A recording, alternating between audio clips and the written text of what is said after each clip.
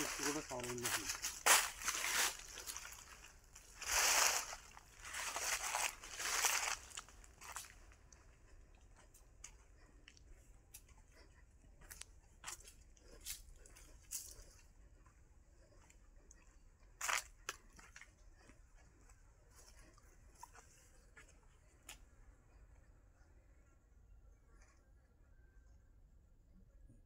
ఇంకా బుడంతి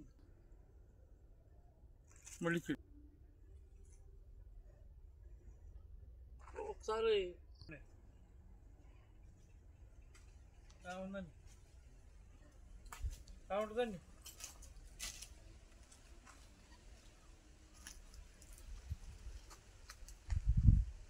నేను అయితే ఇంకో గంట పడుతుందండి ఉండవాలని ఆల్రెడీ రైతు మందులు కొడతారని చెప్పి ఇలాగ వచ్చేసామండి. పురమాయితానండి అంటే ఇప్పుడు వాళ్ళు పోసేసుకోగలరండి. ఏమిస్తారండి అంతే 5 రూపాయలండి మన అమ్మిది. నా రేట్లు ఇచ్చి కూడా మీకు పెడతానండి. ఒక వేరే కావాల్సిన దానికి ఎక్కువ హీల్డింగ్ ఎలా వచ్చింది.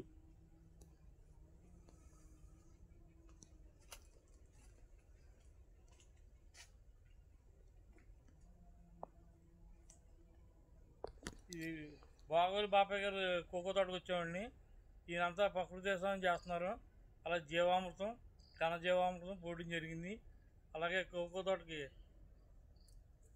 స్ప్రేయింగ్ చేస్తున్నారండి. ఈరోజు ఏంటంటే పొలటం మజ్జిగ ఇంగువ కోకో తప్పింది రాలిపోకుండా ఉండడం కోసము, కాయ షైనింగ్ రావడం కోసము. ఇప్పుడున్న మీరు చూసిన కోకో తోటల్లోనూ ఈ బాబాయ్ గారు పొలం 60 ఎకరాలండి. ఇది ఈ 60 ఎకరాలు ఉన్నట్టుగా ఏ పొలం లేదండి. ఇక్కడ మాకు ఉండజారులో 200 ఎకరం ప్రకృతి వ్యవసాయం చేస్తున్నారండి.